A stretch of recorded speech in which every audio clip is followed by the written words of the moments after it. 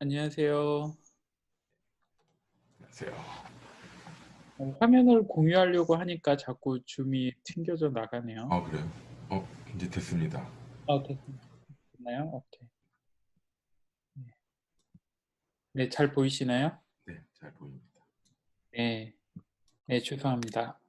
네, 그러면 오늘은 이제 약간 다시 그 예전 그 모델 그 이제 머신러닝 알고리즘 중 하나인 신경망 뉴럴 네트워크에 대해서 다루도록 하고요. 그리고 뉴럴 네트워크 프레임워크 중에 이제 가장 유명한 프레임워크인 하나인 프레임워크 중 하나인 케라스에 대해서 소개하는 시간을 갖도록 하겠습니다. 네, 그래서 그리고 드디어 이제 기말고사용 대회가 오늘 오픈이 됐어요. 그래서 여러분 이 링크에 찾아가시면 데이콘.io에 있는 링크에 가시면은 이제 그 새 대회가 올라왔습니다. 그래서 오늘 시작되었고요.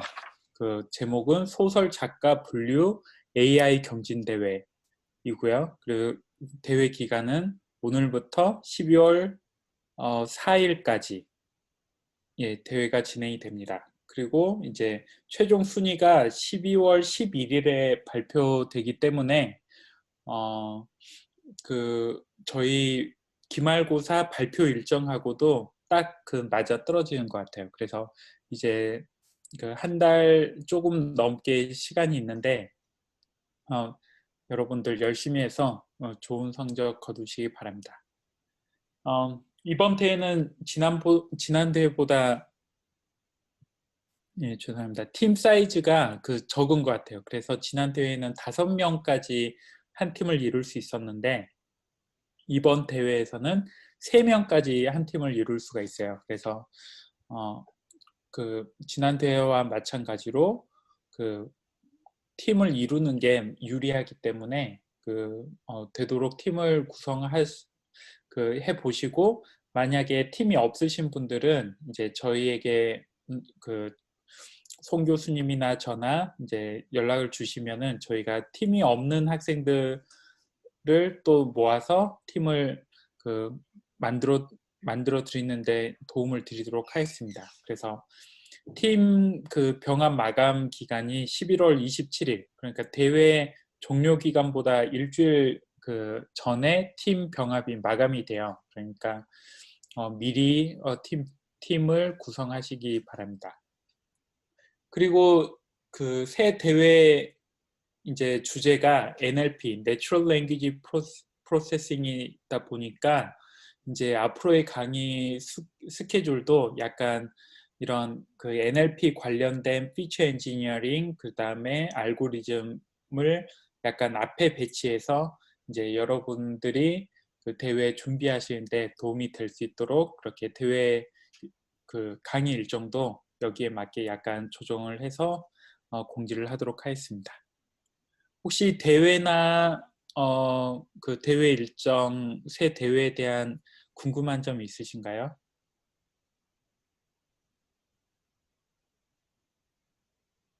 네, 없으시면 상금은 1등은 애플워치 SE가 주어지고요. 그리고 2등부터 11등까지는 10만 원씩 상금이 주어집니다. 그래서 지난 대회에서는 8등까지 장학금, 그래도 이제 꽤 많은 장학금이 부여됐었는데 이제 액수는 적지만 이제 상금 받으신 분의 숫자가 늘어났으니까 한번 또 열심히 하셔서 순위권에 들어보시기 바랍니다.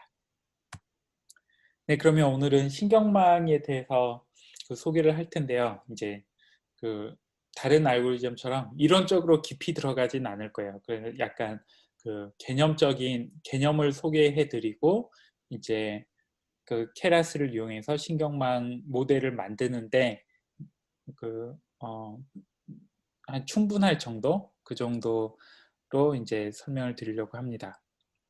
이제 먼저 예전에 선형 회귀 모델에서 이제 다루었던 로지스틱 회귀에 대해서 잠깐 복습을 하고 넘어갈 건데요.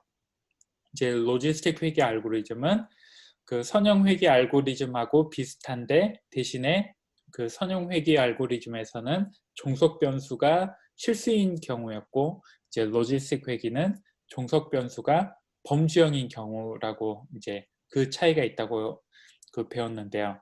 이때 그 종속 변수와 독립 변수의 관계를 그 선형 회귀에서 같이 선형 수식을 사용해서 표현을 하고 근데 그 선형 수식에 로지스틱 함수를 적용한 게 이제 그 마지막 모델 그 예측값이 된다고 배웠었죠.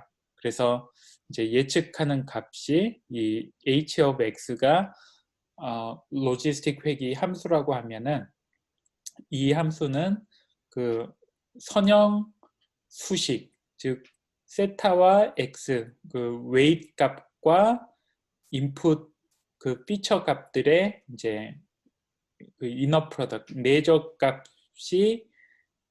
값에 이 로지스틱 함수 g를 적용한 게 바로 로지스틱 회귀의 이제 출력 값이다.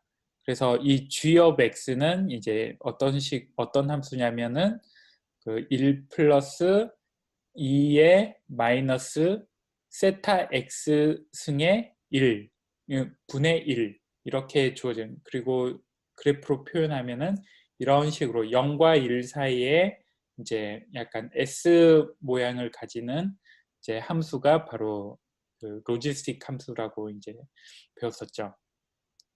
그럼 이거를 약간 도식으로 표현을 하면은 이렇게 표현을 할 수가 있어요. 그래서 인풋 레이어에 예를 들어서 피처가 3개 있다. 그러면은 인풋 피처가 3개 있는 경우에 x1, x2, x3라는 피처가 있을 때 그 각각의 피처에 세타1, 세타2, 세타3라는 웨이트를 그 코에피션트 아니면 웨이트를 곱해서 그 곱한 값을 다 더한 다음에 이제 g라는 이제 로지스틱 함수를 적용을 하면 그게 아웃풋 레이어가 돼서 이제 g of 그 g of 세타 x 이게 이제 출력값이 된다. 이렇게 로지스틱 회귀를 그 도식으로 표현을 할 수가 있어요. 혹시 여기까지 질문 있으신가요? 네, 없으시면 이 그 사실 로지스틱 회귀나 선형 회귀 함수도 선형 회귀 모델도 가장 단순한 신경망 모델이라고 볼 수가 있어요. 이제 그게 무슨 말이냐면 이제 다음 슬라이드에 보시면 신경망은 이제 그 로지스틱 회귀에서는 입력층과 출력층만 있었는데 이제 신경망에서는 입력층과 출력층 사이에 히든 레이어가 추가된 게 이제 신경망 그 알고리즘이에요. 그래서 만약에 히든 레이어가 하나도 없다. 그러면은 로지스틱 회귀나 그 선형 회귀 알고리즘이 되는 거고 만약에 신경망이 하나 이상 존재한다.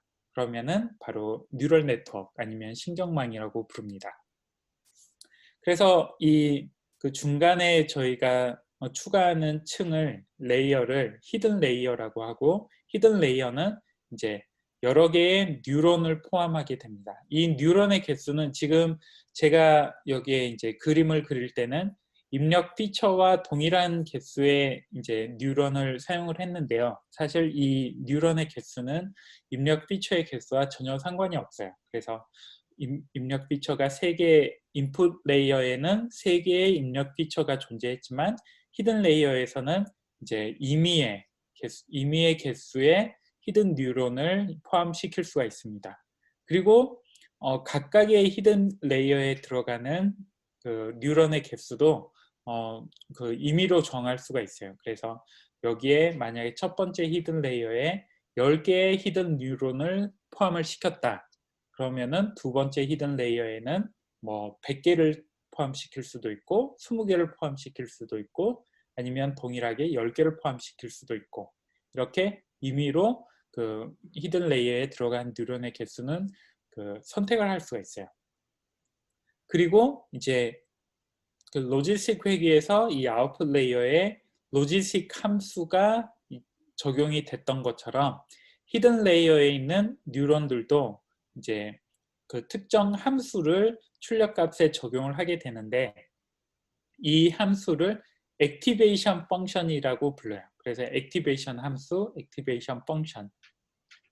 그래서 많이 사용되는 액티베이션 함수가 이렇게 마찬가지 로지스틱 회귀와 마찬가지로 이제 로지스틱 함수, 시그모이드 함수라고도 하죠. 이 함수를 사용하기도 하고 그리고 그 하이퍼볼릭 탄젠트 펑션, 그 탄 h라고 표현을 하죠.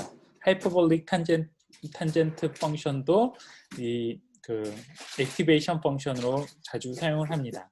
그리고 요즘에 최근 들어서 가장 많이 사용되는 액티베이션 함수는 이제 릴루라고 하는데 rectified linear unit이라는 그 액티베이션 펑션이 가장 많이 사용이 되고 있어요.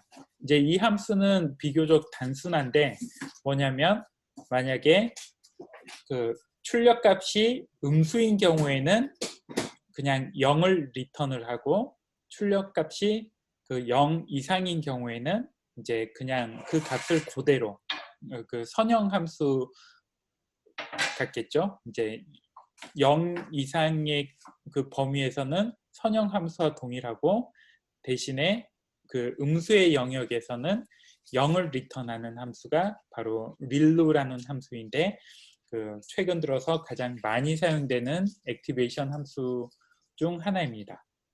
그래서 이런 그 시그모이드 아니면 로지스틱 함수, 그 하이퍼볼릭 탄젠트 펑션, 릴루 펑션 이런 함수들이 이제 히든 레이어의 액티베이션 펑션으로 이제 설정이 되죠. 그러면은 첫 번째 히든 레이어에서는 이 인풋 피처와 그 첫 번째 웨이들의 그 내적 값이 이제 내적 값에 이 히든 레이어의 액티베이션 값이 적용이 되고 그리고 두 번째 히든 레이어에는 이 그 첫 번째 히든 레이어의 출력 값들의 이제 그 두 번째 그 코에피션트들을 내적한 값이 이제 두 번째 히든 레이어의 인풋으로 들어가고 거기에 이제 두 번째 히든 레이어의 액티베이션 펑션을 적용한 값이 두 번째 히든 레이어의 출력 값이 되고 그게 이제 마지막 아웃풋 레이어의 입력 값으로 들어가고 마지막 아웃풋 레이어의 액티베이션 함수를 적용한 값이 이 뉴럴 네트워크 전체의 출력 값이 되게 됩니다. 네, 이게 이제 그 이런 식으로 출력값이 결정이 되고요. 그러면은 이 뉴럴 네트워크 알고리즘, 신경망 알고리즘이 예측을 할 때 이런 식으로 예측값이 계산이 되겠죠. 인풋 피처가 들어가서 이제 각각의 레이어에서 웨이트 값을 적용한 다음에 이제 출력값이 결정이 됩니다. 학습은 어떤 식으로 하냐? 로지스틱 리그레션에서는 학습을 이렇게 경사하강법을 적용해서 이제 이 전체 함수를 손실함수에 적용한 후에 이 손실함수를 이 각각의 웨이트 파라미터로 편미분한 값, 그 값이 이제 그레디언트인데 그 그레디언트를 가지고 이렇게 각각의 웨이트를 업데이트를 했었죠.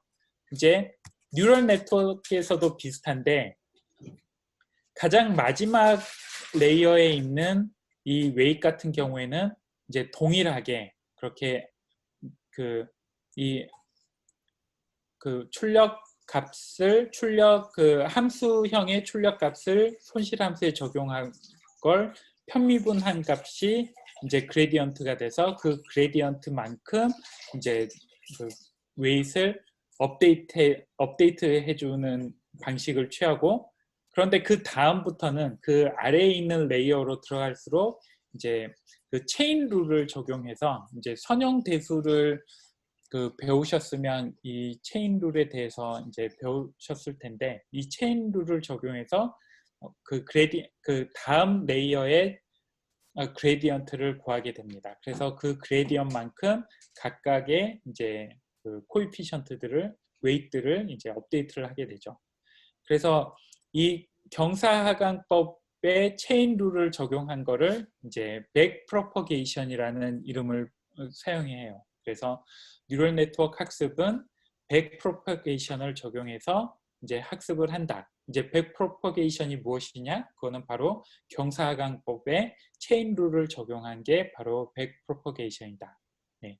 그냥 여기까지 혹시 여기까지 궁금하신 내용이 있으신가요? 질문 사항이 있으신가요?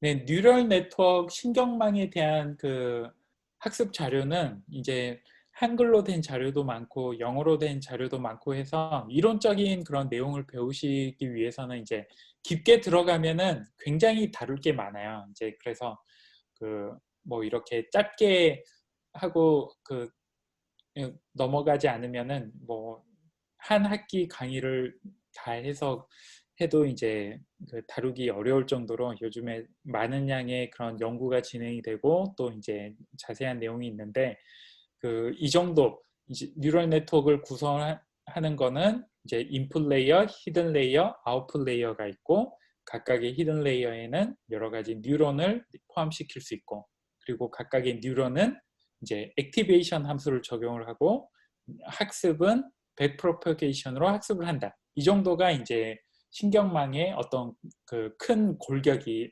됩니다. 그리고 이제 더 구체적으로 들어가면은 이제 그냥 백프로퍼게이션을 하는 게 아니라 백프로퍼게이션을 할 때 그냥 경사하강법을 사용하는 게 아니라 여기에 뭐 모멘텀이라는 컨셉을 적용을 하기도 하고 그 다음에 이제 그래서 학습을 할 때 업데이트를 하는 그 방식에 따라서 이제 그걸 옵티마이제이션 펑션이라고 하는데 뭐 아담 옵티마이저, 아다 그래도 옵티마이저 이런 여러 다양한 종류의 학습을 하는 옵티마이저들이 또 존재하기도 해요. 근데 이런 부분에 대해서 잘 모르시더라도 이번 기말고사 대회에 뉴럴 네트워크를 적용해서 이제 학습을 하시는 데는 크게 어려움이 없으실 거예요. 네, 이제 또 한 가지 중요한 컨셉 중 하나가 이제 일반적인 제가 설명드린 앞 슬라이드에서 설명드린 히든 레이어가 작동하는 방식 그거는 일반적인 레이어에 대한 경우인데 몇 가지 특수한 레이어들이 있어요. 그래서 이제 이 특수한 레이어들이 어떤 일을 하는지 그것도 이제 알아두시면 좋은데 가장 많이 사용되는 레이어들을 몇 개 이렇게 제가 꼽아봤습니다. 그래서 첫 번째로는 dropout 레이어가 있어요. 이제 dropout 레이어는 엄밀히 말하면은 무슨 레이어라기보다 어떤 오퍼레이션 아니면 트랜스포메이션 뭐 이렇게 볼 수가 있는데 dropout은 뭐냐면 이제 학습을 할 때 일정 랜덤하게 일정 비율의 뉴런을 이제 드랍을 시키는 거예요. 그래서 drop out이라는 이름이 붙었는데 이제 어떤 식으로 적용이 되냐면 예를 들어서 이 두 개의 히든 레이어 사이에 drop out 레이어를 하나 추가를 한다. 그러면은 학습 시에 drop out 레이어 바로 직전에 있는 출력값 뉴런 중에 랜덤하게 선택을 해서 이제 뉴런의 출력값을 사용하지 않는 거예요. 그래서 예를 들면은 지금 이 첫 번째 히든 레이어에 3개의 뉴런이 있는데 예를 들어서 가운데 뉴런이 드랍이 됐다. 그러면은 이 뉴런에서 이제 다음 레이어로 가는 이 웨이트들이 전부 다 이 출력값들이 전부 다 0으로 세팅이 되는 거죠. 그러면은 이 다음 레이어에 있는 두 번째 히든 레이어에 있는 뉴런은 이 첫 번째 히든 레이어에서 드랍된 뉴런으로부터 오는 인풋 값은 0으로 입력을 받기 때문에 이제 이 이 뉴런으로부터의 어떤 그 값이 다음 레이어에 영향을 미치지 않는 거죠. 그런데 이 그 학습을 할 때 여러 에폭으로 이제 학습을 할 때 그 어떤 뉴런이 드랍 아웃 되는지가 이게 랜덤하게 결정이 되는 거예요. 그래서 첫 번째 에폭에서 이 가운데 있는 뉴런이 그 드랍이 됐다면 그 다음 그 에폭에서는 이제 이 뉴런 그 두 번째 뉴런이 액티베이시 되고 첫 번째 뉴런이 드랍이 되고 이런 식으로 랜덤하게 이제 드랍되는 뉴런이 결정이 됩니다. 그래서 이제 그게 바로 드랍 아웃 그 레이어가 하는 일이고요. 이제 2012년에 2012년, 2011년 그때쯤 이제 제프리 힌튼이라는 그 교수님에 의해서 이제 발표가 됐는데 그 연구 그룹에서 발표가 됐는데 이게 굉장히 큰 그 이노베이션이었어요. 이제 그 전에는 뉴럴 네트워크의 가장 큰 단점 중 하나가 이제 오버피팅이 과적합이 쉽게 일어난다. 그래서 이제 그 과적합을 피하기 위한 방법들이 여러 가지 고안이 됐는데 이 드랍아웃이 그 과적합을 피하는 굉장히 효과적인 방법으로 이제 그 밝혀졌어요. 그래서 이 드랍아웃이 나오고 그 뉴럴 네트워크를 점점 더 이제 그 많이 쌓아 올릴 수 있게. 그래서 그 전에는 딥 뉴럴 네트워크라는 개념이 별로 없었는데 이 드랍아웃 레이어가 이제 그 딥이라고 하면은 히든 레이어의 개수가 굉장히 많은 뉴럴 네트워크를 딥 뉴럴 네트워크라고 하는데 이 드랍아웃이 바로 딥 뉴럴 네트워크가 그 현실적으로 가능하게 만든 그런 그 혁신적인 그 연구 결과 중 하나였습니다. 굉장히 어떻게 보면 단순한 아이디어인데 이게 그 실질적으로 큰 영향을 미쳤죠. 그리고 이제 두 번째 그 특수 레이어인 배치 노멀라이제이션, 레이어 노멀라이제이션. 이것도 그 과적합을 막는데 효과적이라고 이제 알려져 있고, 그 다음에 딥 뉴럴 네트워크를 만드는데 이제 도움이 된다고 알려진 그 연구 결과입니다. 그래서 이 배치 노멀라이제이션의 경우에는 이제 뉴럴 네트워크를 학습을 할 때 이제 보통 그 배치 사이즈를 정해요. 그래서 그 이제 데이터를 그 배치 사이즈만큼 잘라서 이제 인풋 레이어로 그 전달을 하는데 그 배치에 들어있는 샘플들의 그 디스트리뷰션을 그 표준화시키는 게 바로 배치 노멀라이제이션이에요. 그래서 예를 들어서 배치 노멀라이제이션을 레이어를 여기에 넣었다. 그러면은 이 이전 레이어에서 올라갈 때 이 이전 레이어의 출력값들의 분포를 이제 평균값이 0 그리고 그 편차값이 1인 분포로 이제 그 스케일링을 하는 거죠. 그래서 스케일링을 해서 다음 레이어로 전달을 하게 됩니다. 그리고 레이어 노멀라이제이션 같은 경우에는 그 이제 배치 안에 있는 샘플을 가지고 표준화를 하는 게 아니라 그 각각의 피처 각각 한 샘플을 주면 피처가 1, 2, 3 이렇게 있으면 이 피처들 간의 분포를 이제 평균이 1 그리고 평균이 0, 편차가 1에 가깝도록 이제 표준화를 하게 됩니다. 그래서 이 두 방식 다 다음 레이어로 전달되는 출력값이 어느 정도 그 스케일링이 될 수 있도록 이제 해주는 알고리즘인데요. 이것도 드랍아웃과 마찬가지로 이제 과적합을 피하고 이제 뉴럴 네트워크를 딥하게 이제 딥 뉴럴 네트워크를 쌓을 때 이제 도움이 되는 그런 그 방식으로 알려져 있습니다.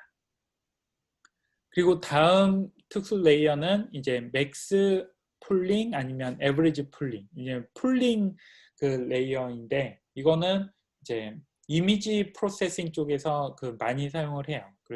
그래서 풀링 레이어는 뭐냐면 이렇게 그 이제 여러 개의 인풋 값이 있을 때 그 인풋 값 중에서 맥스 풀링은 이제 그 맥스 값만 선택을 해서 이제 다음 레이어의 인풋으로 사용하는 거고, 에버리지 풀링은 에버리지 값만, 평균 값만 선택해서 이제 다음 레이어로 그 넘겨주는, 출력값 이제 다음 레이어의 인풋으로 이제 선택을 하는 그런 레이어입니다. 그런데 이제 그 보통 사이즈를 정해요. 그래서 지금 여기에는 인풋 레이어의 그 피처가 3개밖에 없는데, 예를 들어서 피처가 뭐 100개가 있다. 근데 맥스 풀링의 스텝이 뭐 10이다. 그러면은 그 매 10개 그 인풋 피처마다 그 맥시멈만 선택해서 이제 그 다음 레이어로 넘기는. 그래서 인풋 값이 100개고 스텝이 그 10이다. 그러면은 이제 100개의 인풋 값 중에서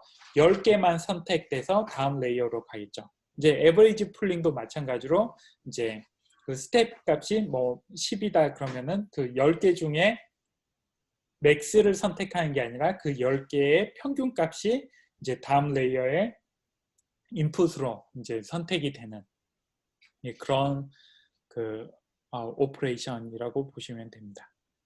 그리고 인베딩 레이어는 이제 카테고리컬 피처를 그 뉴럴 네트워크에 적용을 할 때 사용하는 방식인데요. 이제 보통 카테고리컬 피처를 그 학습에 사용하기 위해서 먼저 수치화를 시킬 때 이제 레이블 인코딩이나 오디널 인코딩으로 이제 정수로 각각의 범주를 정수로 변화를 하죠. 근데 이 인베딩 레이어는 뭘 하냐면 그 레이블 인코딩된 정수를 실수 벡터로 변화를 합니다. 그래서 예를 들면은 이제 그 레이블 인코딩된 카테고리가 2이다. 그래서 카테고리가 2일 때는 0.25 1 이렇게 사이즈가 2인 그 벡터로 변화를 하고, 그 다음에 그 레이블 인코딩 된 범주가 3인 경우에는 0.7, 0.1 이런 그 실수 벡터로 변환하는 게 바로 인베딩 레이어예요.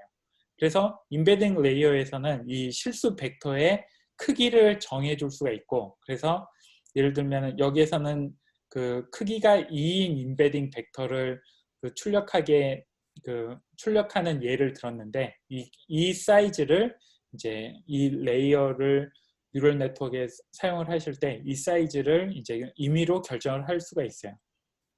그래서 이렇게 그 카테고리컬 베리어블을 뉴럴 네트워크에서 사용하실 때는 원핫 인코딩을 사용을 하시거나 아니면은 이렇게 인베딩 레이어를 사용하는 게 이제 일반적인 방식입니다.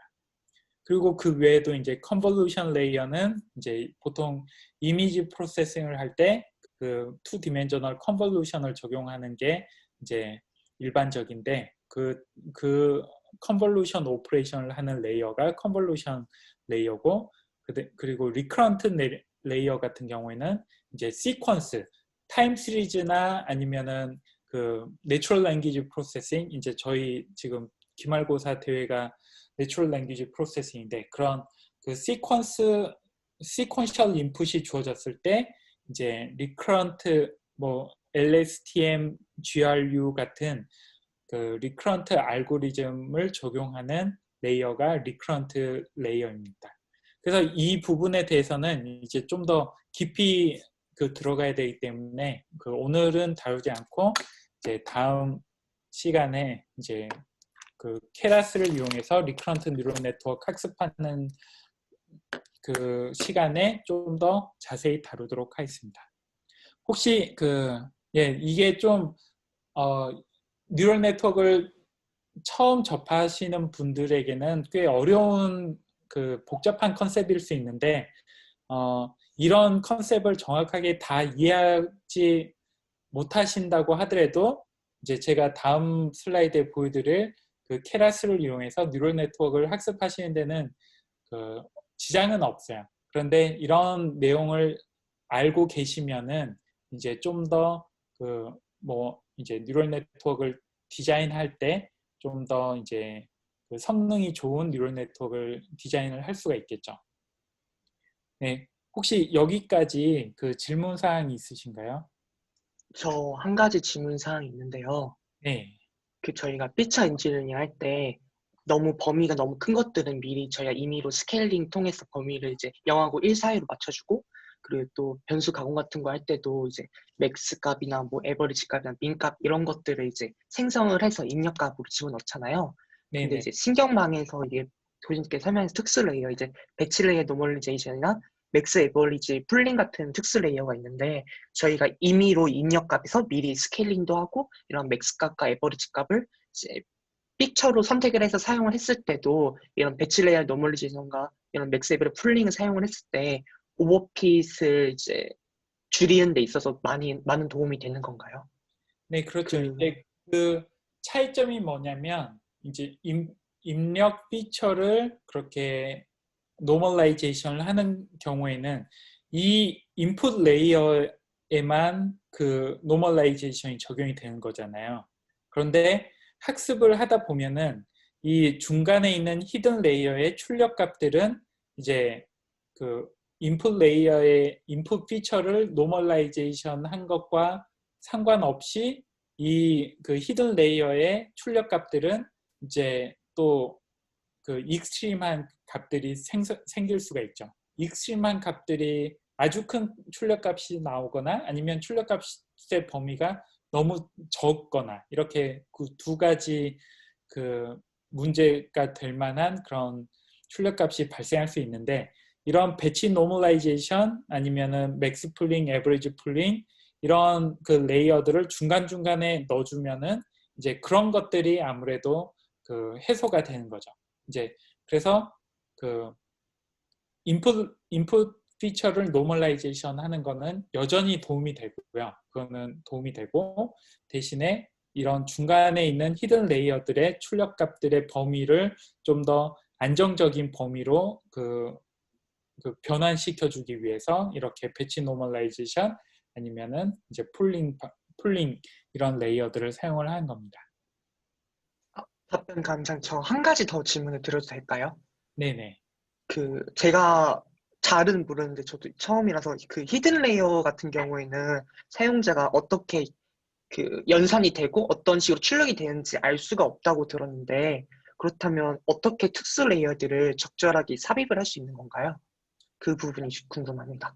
히든 레이어도 그 이제 액티베이션 펑션을 이런 식으로 그 선택을 하면 이제 예를 들어서 보통 릴루 많이 선택을 하거든요. 그래서 릴루 히든 레이어를 적용을 했다. 그 액티베이션 펑션을 히든 레이어에 적용을 했다. 그러면은 히든 레이어의 출력 값을 그 이제 로지스틱 리그레션과 비슷하게 이런 함수형으로 표현할 수가 있어요. 그래서 이제 수식으로는 이제 뭐 어떤 식으로 입력값들이 입력값들의 웨이트를 내적을 한 다음에 이 릴루를 이용을 하면은 음수값들은 0으로 이제 그 클립이 되고 양수값은 그대로 이제 다음 레이어로 전달이 된다. 이렇게 이제 이해는 할 수 있죠. 그리고 또 그 뉴럴 네트워크를 시각화해 주는 그런 툴들이 또 요즘에는 많이 나와서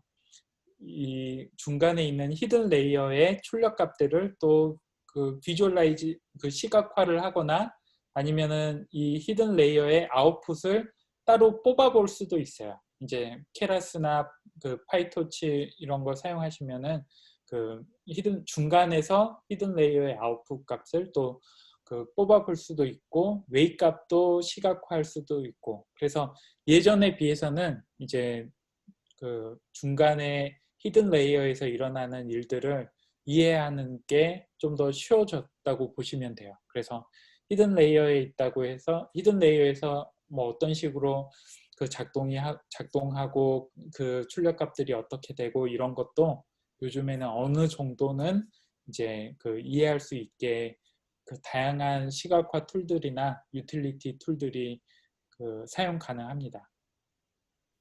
답변 감사해요. 그러면 정리하면 액티베이션 함수를 통해서 히든 레이어가 어떤 출력을 하는지 이제 예측을 살짝 할 수 있고, 그 외에 교수님이 말했던 그런 시각화 툴들을 이용하면 히든 레이어임에도 불구하고 어느 정도 볼 수 있다는 말이신 거죠?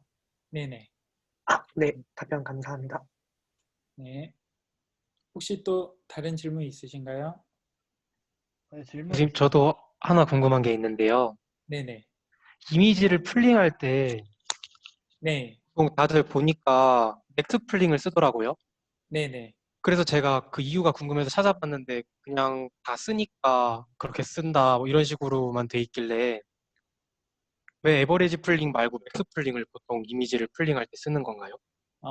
이제 생각해 보시면 이제 이미지에 그 풀링을 적용을 하면은 어떤 효과가 있냐면은 예를 들어서 뭐 1024 이미지가 있는데 그 풀링을 적용을 해서 그 4개의 픽셀에서 하나의 값을 뽑아낸다.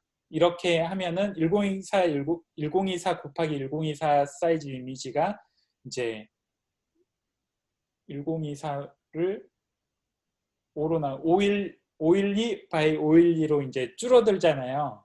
그러면은 네네. 이거를 풀링 오퍼레이션을 어떻게 이해하시면 되냐면 이게 풀링 오퍼레이션이 약간 그 레졸루션을 낮추는 그 오퍼레이션으로 이해를 하시면 돼요. 근데 레졸루션을 낮출 때 그 에버리지를 하면은 어떤 예를 들어서 그 어떤 픽셀이 굉장히 중요한 정보를 가지고 있고 그 주위 픽셀은 별로 중요하지 않은 정보를 갖고 있다고 하면은 에버리지를 취하면은 그 중요한 픽셀이 가지고 있는 출력값 그러니까 시그널의 크기가 줄어들게 되는 거잖아요.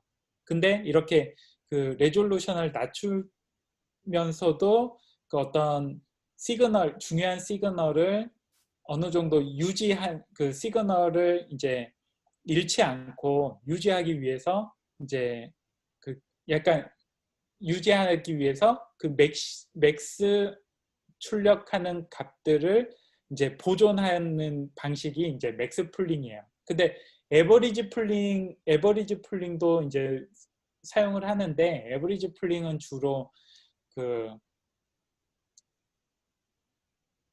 NLP에서는 에버리지 풀링을 많이 사용해요. 리커런트 뉴럴 네트워크에서. 이제 어떤 식으로 사용을 하냐면 시퀀스가 있을 때 그 예를 들면 타임 스텝이 뭐 지금 타임 스텝이 10개 타임 스텝이 있다.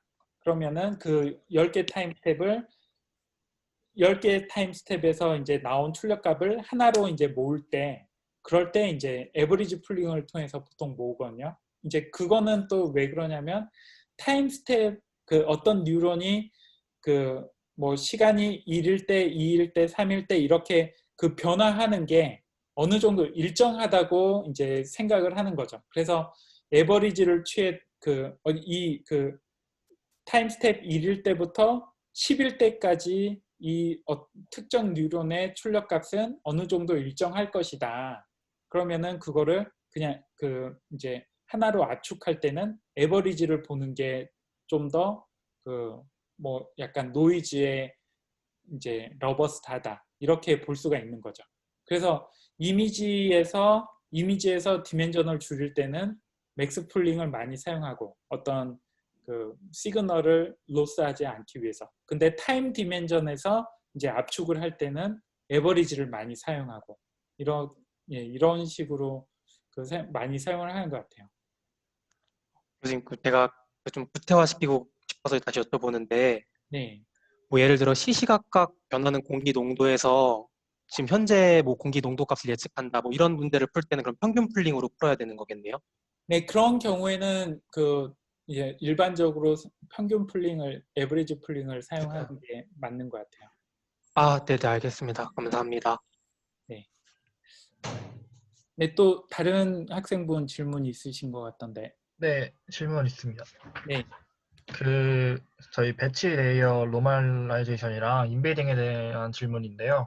네, 그 전처리 단계에서 그 스케일링을 하면 표준화가 되는 거고, 네, 또 원활 인코딩을 사용하면 카테고리컬 베리어블을 뭔가 좀 유니크하게 나눠주는 건데, 이게 인베딩하고 배치 이런 노멀라이제이션하고 기능이 같다 생각하고 있는데, 이게 실제로 유의미한 차이가 있는 건가요? 이 레이어와 그 전처리 단계에서 미리 해주는 것과?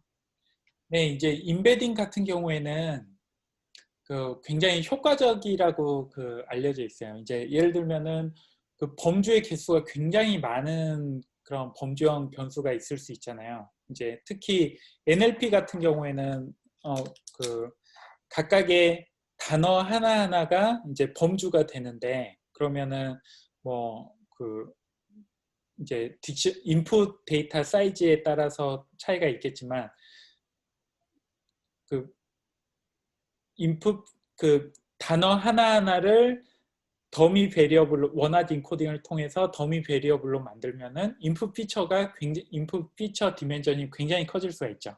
그래서 예를 들면 뭐 밀리언 이렇게 커질 수가 있는데, 임베딩을 사용하면은 그 디멘전을 훨씬 더 줄일 수가 있어요.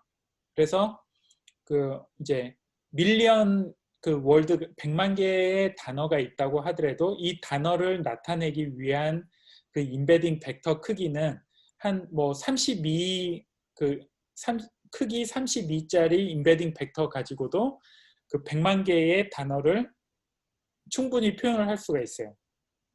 예를 들면 예를 32개 아니면은 뭐 32개의 수로 이루어진 임베딩 벡터다고 하면은 이게 실수값이기 때문에 각각의 이제 수가 실수값이기 때문에 나타낼 수 있는 경우의 수는 무한대인데, 그냥 단순하게 생각해서 각각의 수가 나타낼 수 있는 그 경우의 수가 10개밖에 안 된다.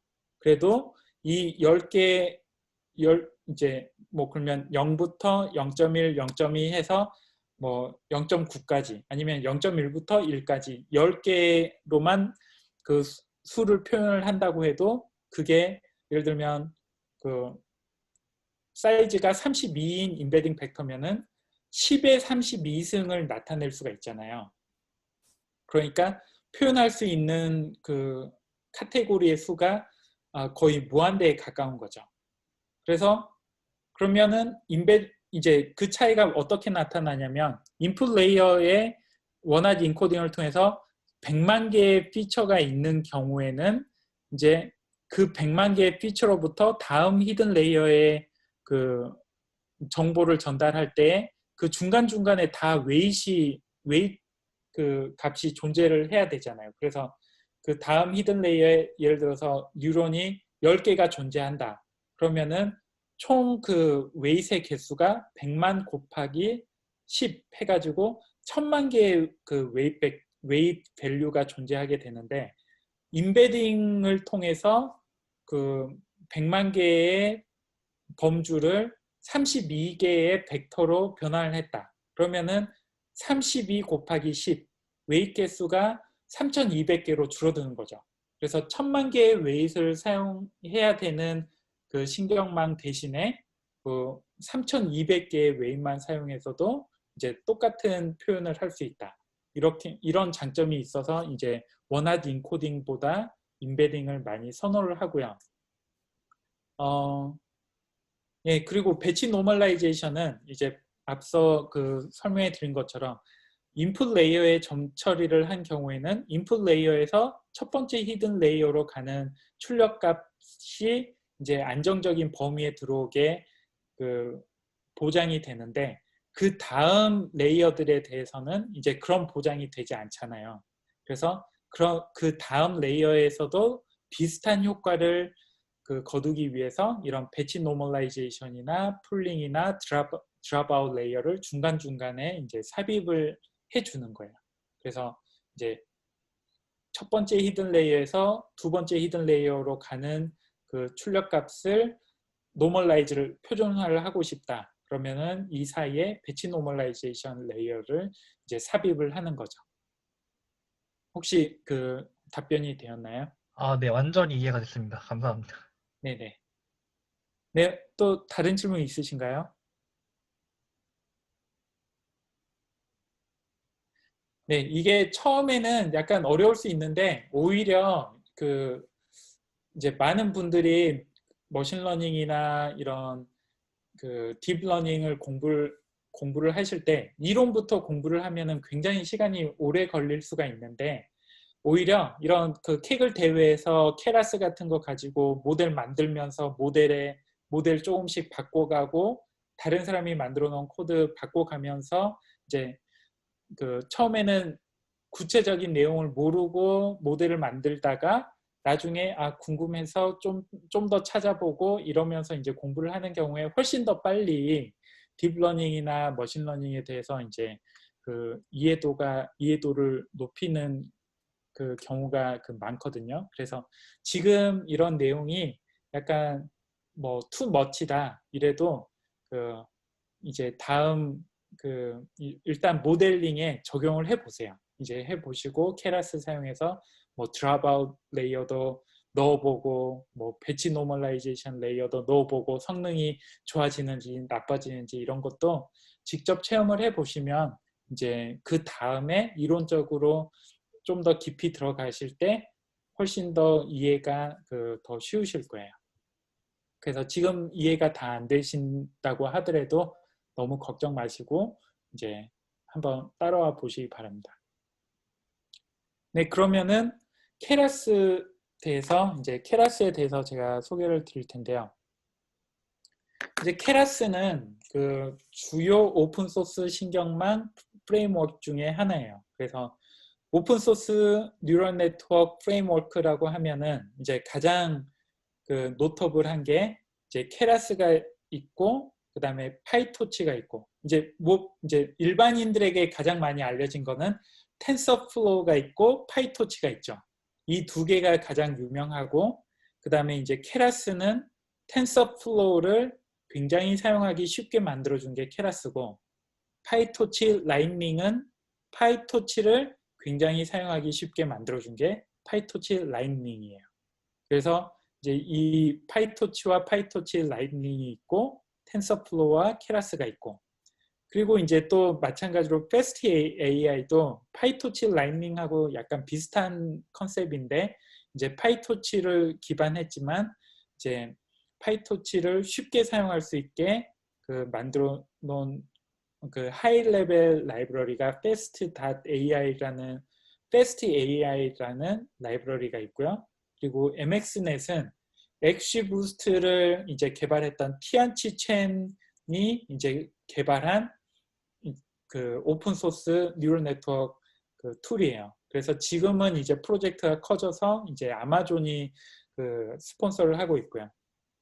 파이토치는 페이스북이 지금 개발을 주도하고 있고 텐서플로우와 케라스는 구글이 이제 개발을 주도하고 있죠. 그래서 구글, 아마존, 페이스북 그리고 패스트 AI는 약간 이제 뭐라고 할까 외인 구단 같은 팀인데 이 팀이 굉장히 유명한 팀이에요. 그래서 패스트 AI를 창시한 제레미 하월드는 초창기 이제 초기에 케글에서 넘버 원 하시던 분인데 그리고 나중에 케글의 칩 사이언티스트로 조인을 하셨다가 이제 지금은 나와서 이제 오픈 소스 클래스를 하고 계세요. 그래서 fast.ai라는 이름의 클래스도 있고 이제 유튜브에서 검색하시면은 이제 Deep Learning for Coder라는 클래스가 있고 또 Machine Learning for Coder라는 클래스도 있어요. 이게 전부 다 무료로 공개가 돼 있는데 굉장히 유용한 클래스예요. 그리고 또 최근에는 책도 나왔는데 Deep Learning for Coder with Fast.ai라는 책도 나왔는데 이 책도 굉장히 실전 위주의 이제 좋은 책입니다. 그래서 이제 이런 라이브러리들이 가장 유명한 라이브러리들인데 그 중에 이제 케라스는 여기에 보시면 아시겠지만 이게 작년 자료긴 해요. 1년 전 자료긴 한데 탑 5 케글에서 각종 대회의 탑 5 팀이 가장 많이 사용한 ML 툴로 순위를 매겼을 때 케라스가 라이트GBM 엑시부스트보다 더 많이 사용이 됐죠. 이게 약간 이유가 있는 게 이제 작년 기준이니까 작년에는 올해도 그렇고 작년도 그렇고 딥러닝 위주의 신경망 위주의 대회가 굉장히 많이 열렸어요. 그래서 이제 신경망 위주의 대회다 보니까 이제 신경망 그 툴인 케라스가 라이트BM이나 엑시브보다는 많이 사용이 됐고, 그리고 신경망 툴 중에서는 케라스가 압도적으로 그 많이 사용이 되고, 그 다음에 파이토치, 그리고 텐서플로우, FastAI. 카페는 지금 이제 그 원래는 C++ 기반의 그 뉴럴 네트워크 프레임워크로 많이 사용이 됐었는데, 이제 지금은 이것도 카페 프로젝트, 오리지널 카페는 버클리가 스폰서를 하고, 카페의 이제 차기 버전인 카페2는 페이스북이 스폰서를 했는데, 페이스북이 이 카페2를 그 파이토치에 포함을 시켜버렸어요. 그래서 이제 더 이상 카페는 사용이 되지 않고, 그래서 지금은 이제 파이토치 아니면은 케라스인데, 케라스가 이제 가장 많이 사용이 되고 있죠. 현업에서도 보면은 이제 연구하시는 분들은 파이토치를 많이 사용하고, 그리고 이제 개발하시는 분들은 이제 텐서플로우나 케라스를 많이 사용하는 그런 분위기인 것 같아요. 이제 그래서 이제 제가 소개해 드릴 거는 케라스를 소개해 드릴 텐데, 만약에 본인이 연구 쪽에 관심이 더 많다, 그런 경우에는 그 파이토치 쪽으로 이제 그 실습을 하셔도 크게 무리는 없습니다. 이제 케라스는 2015년에 당시에 이제 구글에 있던 프랑코이스 그 촐렛 어떻게 발음을 해야 되는지 잘 모르겠는데, 이제 이분이 혼자서 개발을 하시고 발표를 하셨어요. 처음에는 이제 개인 프로젝트였는데, 이제 지금은 프로젝트가 굉장히 커져서 그 오피셜하게 텐서플로우의 하이 레벨 API로 포함이 됐죠. 그래서 예전에는 그 케라스가 텐서플로우뿐만 아니라 티아노, CNTK, 마이크로소프트의 CNTK, 인텔의 플레이드 ML 이런 다양한 그 로우 레벨 그 오픈 그 뉴럴 네트워크 라이브러리를 지원을 했는데, 이제 지금도 이제 아마 지원을 할 거예요. 그런데 피아노나 CNTK는 더 이상 그 개발이 되지 않고 있고, 플레이드 ML도 약간 그 뜸하고 해서 거의 케라스를 사용할 때는 텐서플로우를 가지고 텐서플로우 위에 케라스를 사용을 하게 됩니다. 그래서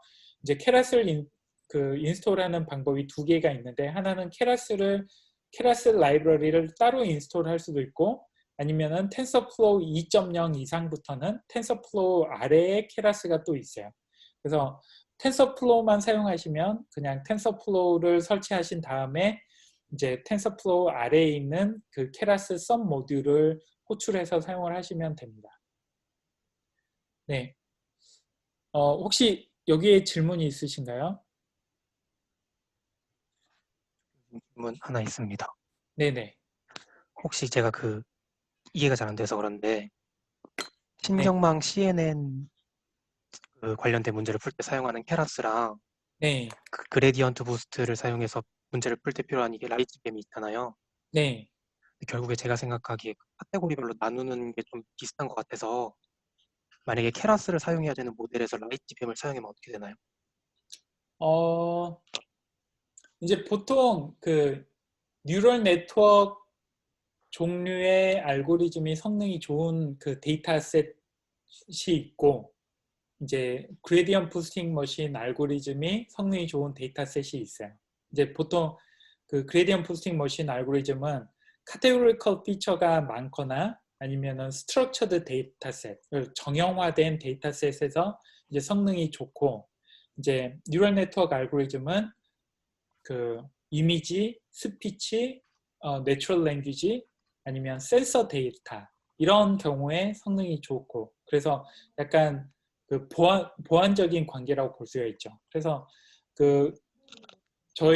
제가 그 예제로 그 노트북을 업로드를 했는데, 그 케라스 예제 노트북을 업로드했는데, 바로 저희가 사용한 지난 단국대 그 데이콘 대회 데이터에 이제 케라스를 적용한 그 예제 노트북이에요. 이제 보시면 아시겠지만 그 성능이 라이트BM보다 한 2% 정도 AUC 스코어가 로그로스 스코어가 더 낮게 나오거든요. 근데 일반적으로 그 정형화된 데이터에 뉴럴 네트워크를 적용을 하면은 보통 라이트GBM이나 엑시부스트보다 성능이 낮게 나오고, 반대로 이제 NLP나 스피치, 이미지 이런 데이터에 라이트GBM을 적용을 하면은 뉴럴 네트워크보다 성능이 더 낮게 나오고, 이런 경우가 이제 대부분이죠.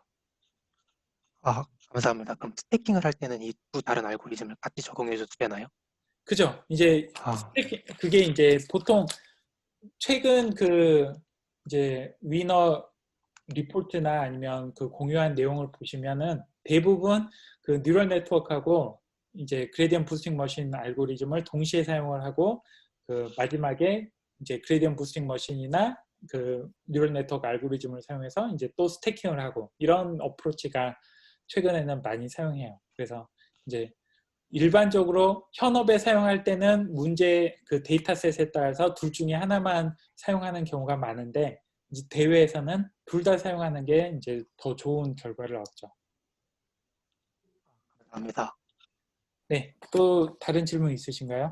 질문 하나 드려도 될까요? 네, 그 방금 전에 이제 대회 같은 경우에는 이제 딥러닝이나 이제 머신러닝 둘 다 섞어서 사용을 한다고 하셨잖아요.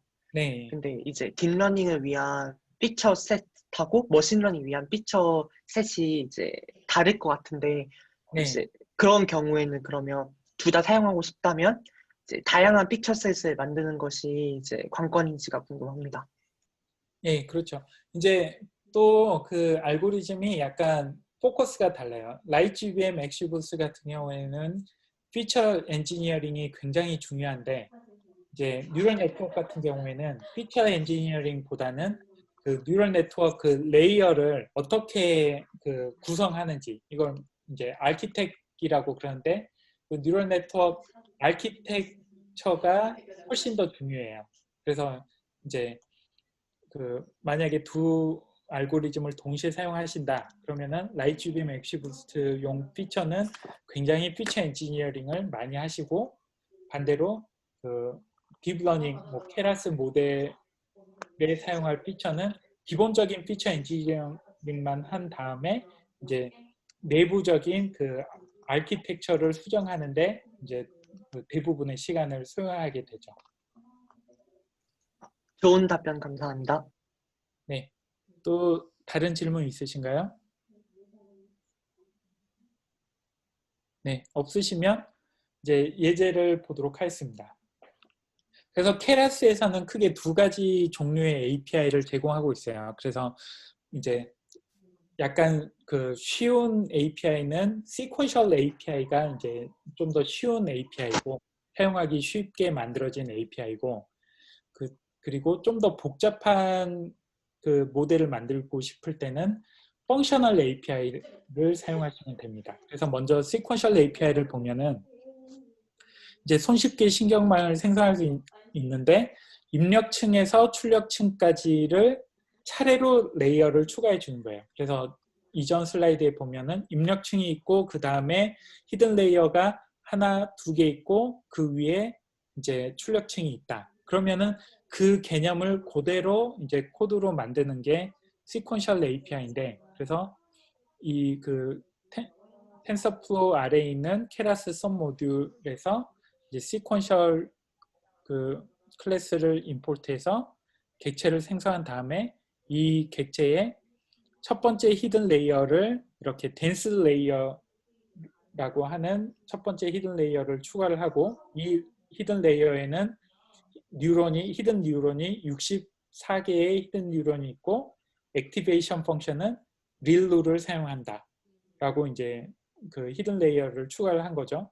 그리고 두 번째는 아웃풋 레이어인데, 마찬가지로 이제 덴스 레이어인데, 이제 아웃풋 레이어에는 뉴런이 3개. 이제 그 뉴럴 네트워크에서 출력층 같은 경우에는 클래스가 멀티 클래스인 경우에는 그 각각의 클래스에 해당하는 뉴런이 있어요. 그래서 지금 데이콘 단국대 대회 같은 경우에는 클래스가 3개가 존재하기 때문에 이제 출력층에 3개의 히든 뉴런이 아니죠. 3개의 출력층 뉴런을 사용을 합니다. 그래서 그 출력층에 3개의 뉴런을 사용하고, 액티베이션은 이제 클래시피케이션 같은 경우에는 소프트맥스 함수, 로지스틱 함수가 액티베이션으로 들어가고, 그리고 이제 특이한 게 컴파일이라는 그 단계를 거치는데, 이 컴파일 단계에서는 손실 함수를 정의해주고, 그리고 이제 학습할 때 사용할 옵티마이저. 그래서 그 잠깐 설명드린 것처럼 일반적인 그레디언트를 사용할 건지, 그 일반적인 그레디언트를 사용하려면 여기에 옵티마이저에 SGD, Stochastic Gradient Descent의 약자인 SGD라고 해주면 일반적인 그레디언트를 사용하고, 이제 뭐 아다 그레드 아니면 아담 이런 그 룰을 사용할 수 있는데, 가장 그 많이 사용하는 게 바로 이 아담 옵티마이저예요. 그래서 아담 많이 잘 모르시면 아담 많이 사용하시면 돼요.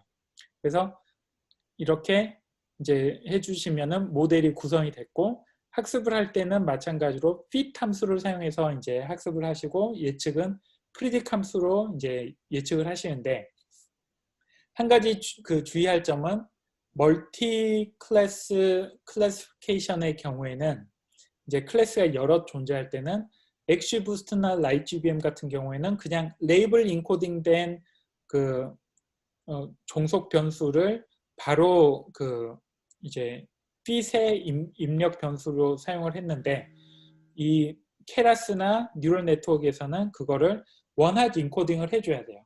그래서 그 원하드 인코딩을 해주는 유틸리티 함수가 케라스에서는 to categorical이라는 그 유틸리티 함수를 제공을 해요. 그래서 그 유틸리티 함수를 이용해서 레이블 인코딩된 클래스를 원하드 인코딩을 해서 이 fit 함수에 넘겨주면은 이제 학습이 되게 됩니다. 그래서 지금 이 sequential API를 통해서 만든 그 뉴럴 네트워크 신경망을 시각화를 하면은 이렇게 시각화를 할 수 있는데요. 그래서 인풋 레이어가 있고, 이제 히든 뉴런이 64개인 그 히든 레이어가 있고, 그 다음에 마지막 그 출력 뉴런이 3개인 출력 레이어가 있고, 이렇게 히든 레이어가 하나인 신경망을 이렇게 케라스 시퀀셜 API를 이용해서 만든 것을 확인할 수 있습니다. 그리고 이제 자세한 코드는 이 노트북을 제가 업로드를 했으니까 이 노트북을 확인하시면은 이제 전체 그 데이터 불러와서 그 뉴럴 네트워크 학습하는 부분까지 코드가 이제 공유가 되어 있으니까 확인하시고 한번 실행해 보시기 바랍니다. 혹시 sequential API에 질문이 있으신가요? 혹시 제가 아까 말씀하셨던 원활 인코딩 부분에서 번외로 좀 궁금한 게 있는데요. 네. 저희가 머신러닝에서 넣었을 때는 결국엔 단위 값으로 이제 입력을 준 거와 달리 여기에서는 원활 인코딩을 적용한 다음에 넣어주신다고 얘기하셨는데, 그 말은 결국에는 y 값도 이제 하나의 리스트 형태로 해서 넣어준다는 말씀이시죠? 그렇죠. y 값이 그죠. 이제 y 값이 하나의 스칼라 값이 아닌, 이제 각각의 샘플에 대해서 스칼라 값이 아니라 벡터고, 그리고 전체 데이터로 보면은 그 벡터 원디멘셔널 벡터가 아니라 투디멘셔널 그 매트릭스로 그 입력이 된다는 거죠. 그러면 바이너리 클래시피케이션 같은 경우도 거의 동일하게 인풋 값을 적용해줘야 되나요? 바이너리 클래시피케이션에는 이제 둘 다 할 수 있어요. 그래서 하나만 그냥 원 디멘셔널 벡터로 0, 1만 그 넣을 수도 있고, 아니면은 이거를 굳이 그 2 디멘션 0인 칼럼, 1인 칼럼으로 나눠 가지고 할 수도 있어요. 그런데 성능 차이는 없어요. 그래서 바이너리인 경우에는 그냥 to categorical을 호출을 하지 않으셔도 되고, 이제 해도 되고 안 해도 돼요. 네, 감사합니다. 네, 또 다른 질문 있으신가요? 네, 없으시면 이제 펑셔널 API 살펴보도록 하겠습니다. 이제 펑셔널 API부터는 이제 좀 더 복잡해지는데, 이제 sequential API는 무조건 그 이전 레이어에서 그 다음 레이어, 그리고 그 다음 레이어, 이거를 레이어를 하나하나 순차적으로 그 정의를 해야 되는데 이제 뉴럴 네트워크를 좀 그 복잡하게 들어가다 보면 이게 이렇게 순차적으로만 그 신경망을 구성하는 게 아니라 이제 다양한 종류의 인풋을 가지고 그 한쪽에 이제 여기에 그림으로 예를 하나 들었는데 한쪽에 들어가는 인풋이 따로 있고 그 다음에 또 다른 종류의 인풋이 있으면 그 각각의 인풋에 대해서 그 신경망을 어느 정도 그 신경망을 만든 다음에 이제 서로 다른 신경망의 아웃풋을 또 이제 그 조합해 가지고 연결을 해 가지고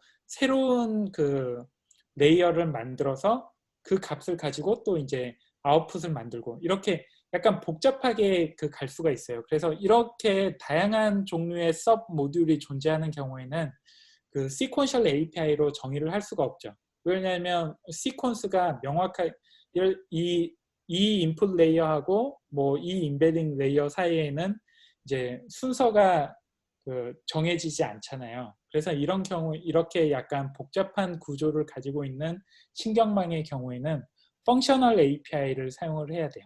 이제 근데 이제 지금 제가 예로 든 코드는 앞에 시퀀셜 API를 가지고 구현한 신경망을 동일하게 그 펑셔널 API로 구현한 예를 지금 들었는데 이제 이런 복잡한 그 신경망을 만드는 코드는 지금 제가 밑에 이 그 레퍼런스로 링크를 한 이 링크에 들어가 보시면은 이제 여러 가지 예를 찾아보실 수 있어요.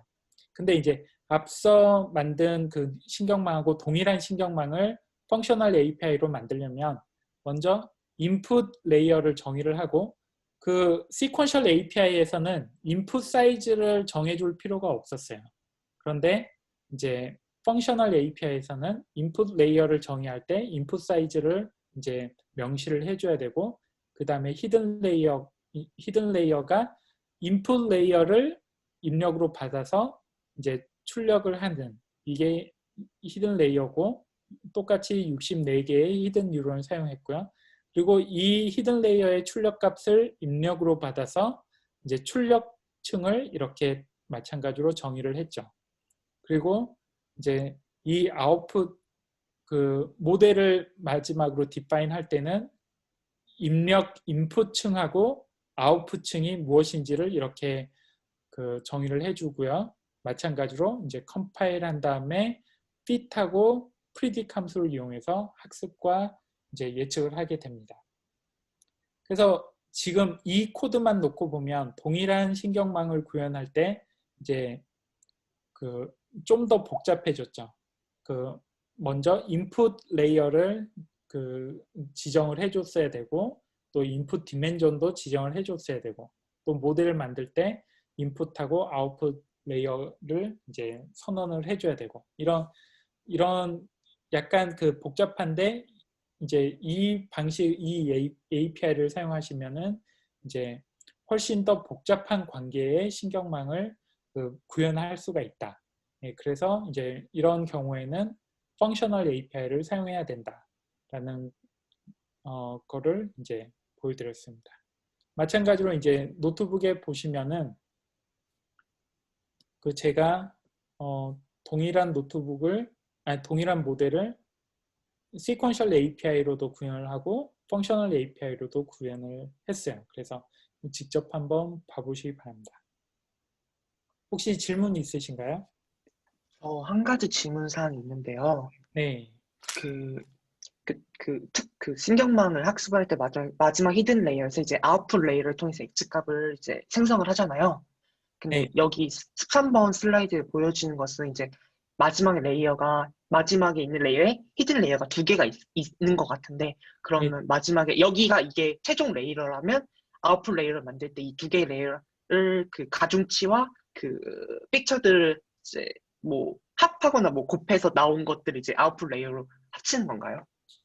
이거는 이제 출력값을 따로 가져가는 거예요. 그래서 이제 이 priority라는 출력값은 그 하나 인풋 값에 대해서 한 값이 그 스칼라 값이 출력이 되는 거고 그 다음에 디파트먼트라는 거는 이제 아웃풋 값이 이제 4개가 출력이 되는 거고 그래서 이제 그 입력도 보시면은 타이틀, 바디, 태그 이렇게 여러 종류의 인풋이 있고 출력도 이제 priority, department 이렇게 다양한 종류의 출력이 있을 수 있는 거죠. 이 functional API를 사용하는 경우.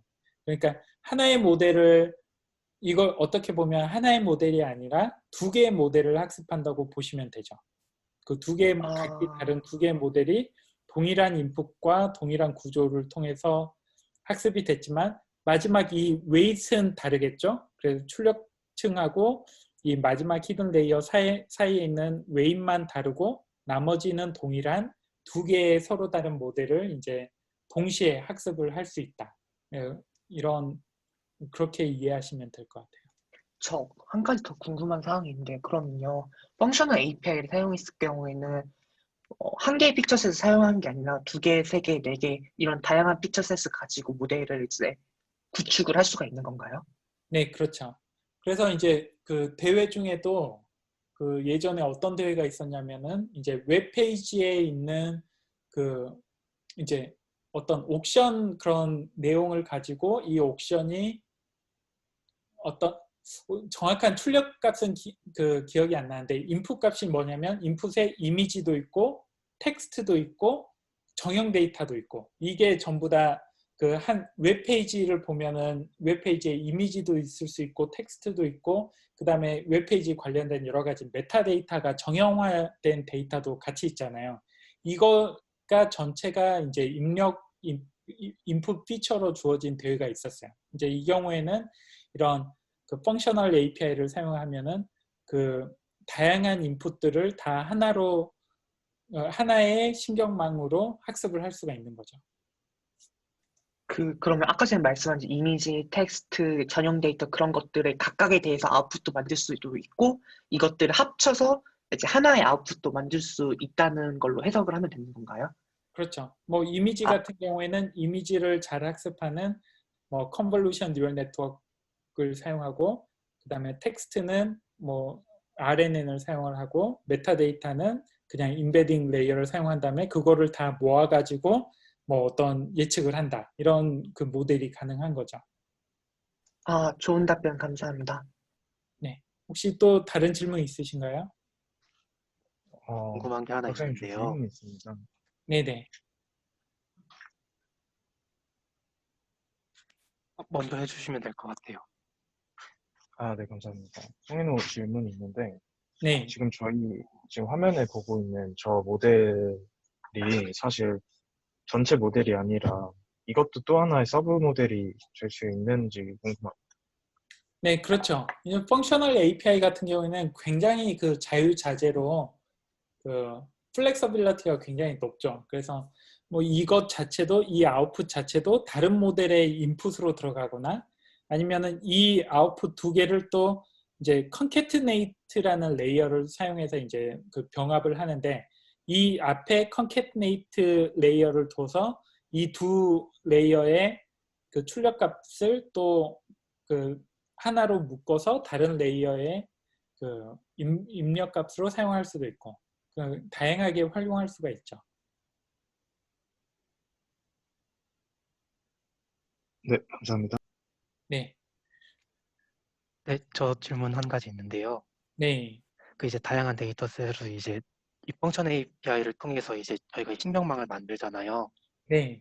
근데 이 신경망을 복잡하게만 만들면 오버피팅이 생길 것 같기도 하고 이 최적의 신경망을 만들 수 있는 이 기본적인 가이드라인 같은 게 있나요, 혹시?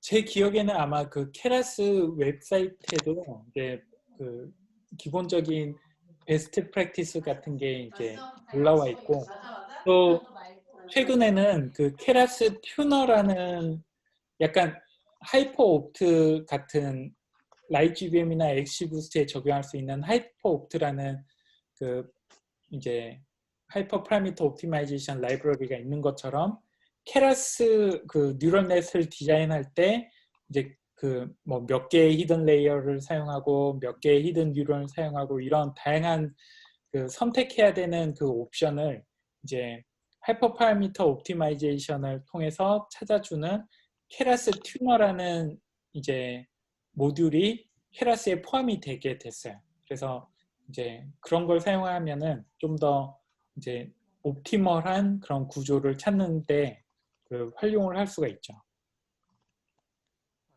감사합니다. 네, 혹시 또 다른 질문 있으신가요? 이제 사실 제가 이렇게 강의 때 그 소개해 드린 내용은 아무래도 그 기본적인 골자를 이제 강의로 말씀드릴 수밖에 없기 때문에 이제 만약에 실제로 적용을 해보거나 그래서 이제 그런 여러 다양한 케이스에 대해서는 이렇게 질의응답을 통해서 그 말씀드리는 게 좀 더 효과적일 수 있어요. 그래서 이제 그 질문하실 때 내가 질문해서 강의가 좀 늦어지는 게 아닌가 이런 걱정하지 마시고 오히려 그런 질문을 하시고 답변을 하면은 이제 실제 여러분이 모델링 할 때 겪을 수 있는 그런 것들을 좀 더 자세하게 설명해 드릴 수 있기 때문에 이제 질의응답이 훨씬 더 중요한 것 같아요. 저희 강의에서는. 그래서 질문하실 때 주저하지 마시고 질문해 주시기 바랍니다. 네, 성우 하나만 더 질문하고 싶습니다. 네. 네, 박사님, 저희 그 대회가 네. 문장 예측을 하는 거잖아요. 네네. 그 그, 문장을 가지고 저자를 예측하는 대회죠. 저희 제가 그냥 생각한 건데, 혹시 AI로 문장을 생성하는 게 있지 않습니까? 네네. 그래서 혹시 이렇게 AI로 문장을 실제로 인공지능으로 생성을 해서 뭐 데이터를 불린다던가 하는 게 실제로 있었는지 아니면 이게 좀 가능한 건지 궁금합니다. 글쎄요. 대회에서는 잘 못 본 것 같은데 실전에서는 그 경우에 따라서 있을 수도 있을 것 같아요. 그런데 이제 이 대회 지금 저희가 기말고사에 사용할 대회에서는 조건 중 하나가 프리트레인드 모델을 사용하면 안 된다라는 조건이 있어요. 이제 보통 이제 AI를 통해서 텍스트를 제너레이트 하거나 그럴 때는 이제 프리트레인드 된 그 모델을 가지고 와서 이제 새로운 데이터를 제너레이트 하고 그러는데 근데 지금 대회 같은 경우에는 이제 프리트레인드 모델을 사용할 수 없기 때문에 이제 모델을 직접 생성을 하시고 여기에 대회에서 제공한 데이터만 가지고 학습을 하셔야 되기 때문에 아무래도 데이터를 생성해서 입력값으로 사용하는 거는 좀 어렵지 않을까 생각합니다. 네, 감사합니다. 네. 네, 또 다른 질문 있으신가요? 네, 시간이 많이 됐는데 이게 마지막 슬라이드예요. 그래서 이제 케라스를 사용하실 때 몇 가지 유용한 콜백이라는 이제 케라스에서 콜백이라는 개념을 사용하는데 이게 그냥 뭐냐면은 기본적으로 주어지는 fit 함수는 이제 라이트GBM이나 XGBoost에서 제공하는 그런 얼리 스타핑도 지원하지 않고 굉장히 단순한 함수인데 이 단순한 함수에 약간 성능을 추가할 수 있는 옵션이라고 보시면 되겠네요. 그래서 옵션을 추가할 수 있는 게 이 콜백이라는 기능을 통해서 이제 여러 가지 추가적으로 fit 함수에 이제 여러 가지 옵션을 추가할 수가 있어요. 이제 그 중에서 가장 유용한 것 중 몇 가지가 이제 제가 여기 골라봤는데, 얼리 스타핑은 라이트GBM XGBoost에서 사용해 보셨죠? 그래서 검증셋을 추가로 주어주고 그 검증셋의 성능이 향상되지 않으면은 학습을 중단하는 얼리 스타핑이라는 콜백을 추가할 수가 있고, 그 다음에 또 이제 특이하게 뉴럴 네트워크에서 이제 많이 사용하는 방식인데, 러닝 레이트를 조작해 가지고 학습 성능을 향상시키는 콜백이 두 개가 있어요. 그래서 하나는 reduce learning rate on plateau. 이건 뭐냐면 검증셋의 성능이 향상되지 않으면은 러닝 레이트를 일정 비율로 감소시키는 거예요. 그래서 러닝 레이트이 처음에 1이었는데 뭐 플라토가 되면은 이제 절반으로 줄여서 0.5를 사용하고 또 성능이 향상되다가 플라토가 되면은 0.5에서 또 절반으로 줄여서 0.25로 줄이고 이제 러닝 레이트를 줄이면 줄일수록 아무래도 이제 그 accuracy가 점점 늘어나기 때문에 이제 거기에서 착안한 방식인데 이제 reduce 이거 외에도 러닝 레이스 스케줄러라는 거는 이제 완전히 러닝 레이스를 커스텀하게 변경할 수 있어요. 그래서 에폭 1에서는 러닝 레이스를 2를 사용하고 에폭 2에서는 0.5를 사용하고 에폭 3에서는 뭐 다시 2를 사용하고 이렇게 마음대로 변경할 수 있는 게 러닝 레이스 스케줄러예요. 그리고 모델 체크 포인트라는 콜백을 사용하면 모델을 이제 학습하는 모델을 이제 보통 어떤 때 사용하냐면 얼리 스타핑하고 같이 사용하는데 이제 가장 퍼포먼스가 좋았던 모델을 이제 저장할 때 그럴 때 이제 모델 체크 포인트를 사용하고 텐서보드는 이제 그 학습 과정을 시각화하기 위해서 이제 텐서보드라는 그 모듈이 있어요. 이건 원래 텐서플로우 프로젝트에 포함된 모듈인데 만약에 그 텐서보드를 사용해서 학습 과정을 시각화하고 싶다. 그러면은 이 케라스에서는 텐서보드라는 콜백을 추가를 해주면은 나중에 텐서보드에서 이 모델의 학습된 과정을 시각화해서 볼 수가 있습니다. 그래서 이렇게 5개의 콜백이 이제 유용한 콜백이고 그 중에서 이제 가장 많이 사용하는 거는 얼리 스타핑이죠. 그래서 얼리 스타핑 통해서 그 밸리데이션이나 크로스 밸리데이션을 사용해서 모델이 이제 트레이닝 셋에 오버피팅 되지 않도록 하기 위해서 얼리 스타핑 콜백을 사용을 합니다. 그래서 사용을 할 때는 이 콜백을 먼저 선언을 해주고 이 콜백 오브젝트를 이 fit 함수의 콜백이라는 인풋 아규먼트로 이제 넘겨주면은 이제 됩니다. 네, 그리고 노트북에 마찬가지로 이 코드가 제공되어 있으니까 한번 돌려보시고 이제 직접 또 사용해 보시기 바랍니다. 네, 질문이 있으신가요? 저 한 가지 질문 드려도 될까요? 네, 제가 이제 곧 강의가 끝나는데 제가 GitHub의 이슈에 범주형 변수 가공법 해시 트릭에 대해서 질문을 남겼는데요. 네. 그거에 대해서 질문을 드려도 되는지 여쭤보고 싶습니다. 그거는 제가 아직 확인을 못 해봤는데 제가 확인을 하고 그 GitHub 이슈에 바로 답글을 먼저 달도록 할게요. 네, 감사합니다. 네. 네. 또 다른 질문 있으신가요? 네, 송민호 질문 있습니다. 네.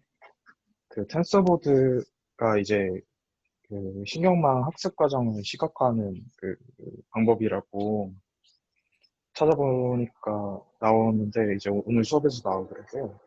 네. 그래서 이게 박사님 실제로 이걸 어떻게 사용하시는지 좀 궁금합니다. 이제 텐서보드는 pib로 인스톨을 하면은 그 커맨드 라인에서 실행할 수 있는 유틸리티 그 커맨드가 있어요. 생성이 돼요. 그러면은 이제 모델을 학습을 하면서 텐서보드 그 유틸리티를 따로 실행을 하면은 이제 텐서보드를 실행을 할 때 모델 그 체크 포인트가 저장되는 그 디렉토리를 인풋 값으로 주면은 이제 그 체크 포인트에 저장되는 모델 오브젝트를 가지고 이제 그 학습에 따라서 손실 함수가 어떤 식으로 감소하는지 이런 그 정보들을 보여주거든요. 그래서 이제 아마 이거는 텐서플로우 검색을 하시면은 텐서플로우 웹사이트에 있는 그 페이지가 나올 거예요. 그래서 거기에 보시면은 사용 방법이 이제 기술되어 있는데 제가 차후에 또 시간이 있으면은 그 텐서보드 사용하는 방법 같은 것도 이제 강의에 추가를 해보도록 할게요. 네, 감사합니다. 네. 또 다른 질문 있으신가요? 네, 이제 시간이 거의 다 돼서 네네. 이제 참고 자료는 이 딥러닝 위드 파이썬이라는 이 책이 바로 그 케라스 저자가 그 저술한 책이에요. 지금은 그 버전 1이 있고 그다음에 2판이 11월 초에 이제 나오게 돼 있는데 이 그 출판사 홈페이지에 가면은 그 책을 영문으로 구입을 하시면은 이 2판을 구입을 하시면은 1판 PDF를 공짜로 받아보실 수가 있어요. 그리고 2판도 그 출시되기 전에도 미리 그 몇 가지 챕터를 먼저 그 받아보실 수가 있는데 그래서 이 책이 케라스 공부하는 데는 가장 잘 돼 있어요. 그리고 케라스 공식 홈페이지에도 가시면은 다양한 종류의 이제 예제 코드를 확인하실 수가 있습니다.